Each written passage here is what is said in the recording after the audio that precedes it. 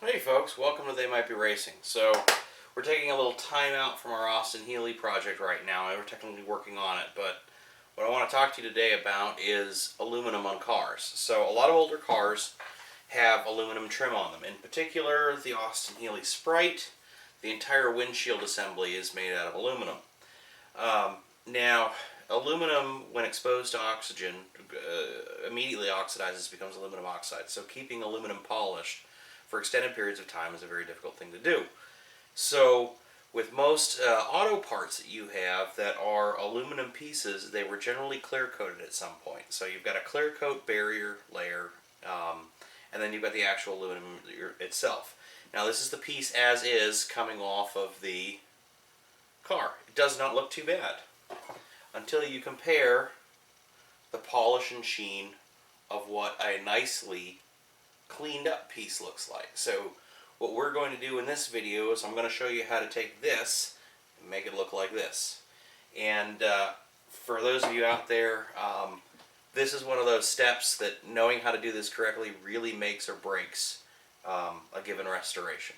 So basically, to start out, what you need to do is cut through this first layer.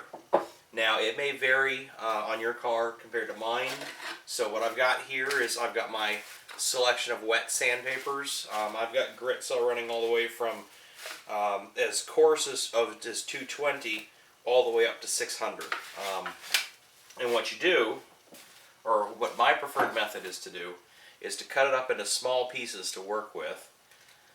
I've got a spray bottle handy. This is a wet sanding process. So basically you spray it with a little water and you simply start sanding. And this sanding process will take you a while. You can use buffing wheels on Dremels to speed it up. I prefer to do it the old-fashioned way, just hand sand it. And the trick that I found that makes it not completely mind-bogglingly boring is to sit out in the garage with a laptop and either throw your favorite movie in, pull up Netflix or what have you, and simply watch what's on the screen as you sand. It definitely makes for a less boring process. So I'm going to start out here. I've already done some sanding, so I know that the clear coat on this takes about a 220 grit to cut through it. So I'm going to do my first run through, which is cutting through and getting down to bare aluminum using a 220 grit wet sand. So hey folks, so we've completed the first sand. So this is basically taking off that first layer of guck that's on the old aluminum. Now, for the most part, it will look worse because it's all scored up, it's all scratched. But what you want to do at this stage is take a really good look and try to find all the pit holes and scratches in the aluminum. And the reason why we want to do this is that this is the point in time at which you can fix them. So I've got a number of small pit holes up here at the top, a few more down here, no major scratches. I've got a ding on the side, and I've got some pit holes down here. So continue on with whatever grit you're using, sand them down and sand them smooth so that they fall in with the rest of the aluminum. If you don't do this at this stage of the game, no matter how hard you polish at the end, you'll still have these scratches and pits. So this is the first stage complete. Now we move on to the next stage, which is ensuring that all of it is perfectly smooth. Okay, so now we're at the third stage. Basically what we've done is we've gone through and we've cut through the either aluminum oxide or the original anodizing or clear coating. We've brought down any of the deep scratches so that they're flush with the rest of the material. Now what we need to do is start the polishing process. And this is, depending on the type of finish you want, a two-stage process. Here I've got my buffing wheel, I've got my Tripoli is the first stage cutting that I use when I'm doing aluminum. You can see I've already been using this wheel a fair bit. So what you do is you get yourself the buffing compound. Now as I said, at this stage you use the Tripoli. This will bring it down to flush, take out the deepest of the scratches that are left on there. So you fire up your buffing wheel, apply a little bit of polish, and the general rule here is don't put a lot of polish on the wheel, but put it on frequently. And so, you just simply take your part and put it up against the wheel. You're going to want to take your time. You move slowly with this. And this is a great project to do in the middle of winter because as you buff the metal, it gets nice and warm. Keeps your hands warm. Not necessarily a huge deal here in Phoenix, but it is a rainy day out. It's one of the few ones we get during the winter. So this is the perfect time to be doing this. And what you're going to want to do is just simply work your way down and through and try to pull out the deep scratches.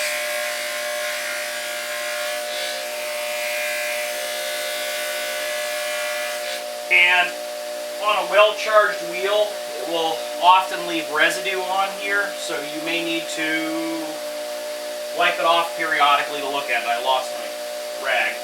But just to get a good idea of what you're looking at, and then put it back on the wheel.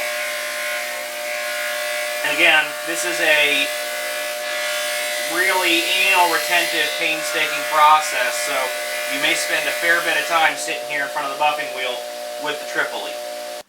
So we're finally at what should be the last step in the polishing process. Right here I've got a different buffing wheel with my jeweler's rouge. What I do with my buffing wheels is I actually label them what material goes onto them. And so this is what will give you the true mirror finish.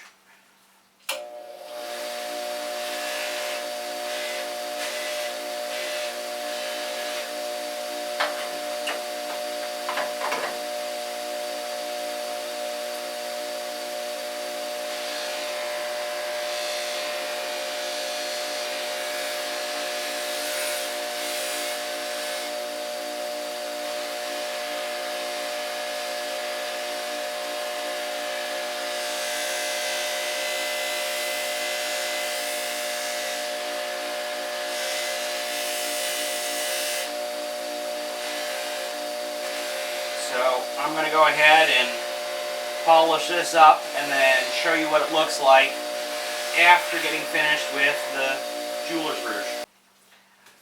Now at this stage, you know you're done with the jeweler's rouge when you got nearly a mirror finish on it. I mean, depending on how anal retentive you are, you may sit here for days and polish. I'm a little behind in this project, so this is very good but not perfect.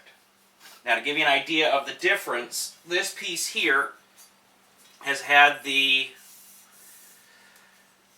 old finish broken off and sanded down, but none of the polishing has started yet. This one has had the polishing work done. You can see the difference right here in the level of shine and brilliance. Now, once you get to this state, you've got three basic options depending on how the car or the part was originally finished. You can leave it as is, put some polish on it, shine it up, and you will be polishing it basically every week until the end of time. Or you can clear coat it. Now keep in mind, if you clear coat it, you are going to have to get the clear coat finish as perfect as the metal. The third option is to get it anodized. Now, after doing some research, the Austin Healey Sprite parts were all anodized. So I'm going to have to go take this now over to a local anodizing shop and get it done. But basically speaking, this is how you take an old, not very pretty piece of aluminum and polish it up. The real trick to doing this, the real trick to getting that good finish is basically patience. You got to be patient when you're taking off the old layer. You got to be patient when you're working out any of the old scores or nicks. And you got to be especially patient when you're polishing it. But that being said, it's not difficult to do, and when it comes to a restoration, what really makes a good restoration pop is when the metal, the bright work, is really done to perfection. And, you know, the chrome pieces are expensive and you let somebody else do them, but, you know, the aluminum pieces are something that you can do at home and do a fantastic job on with a minimum of work, but a maximum of time and patience. So, until next time, I'm going to go back to polishing aluminum, and then we'll see if we can get this anodized and the windscreen put back together. Talk to you later.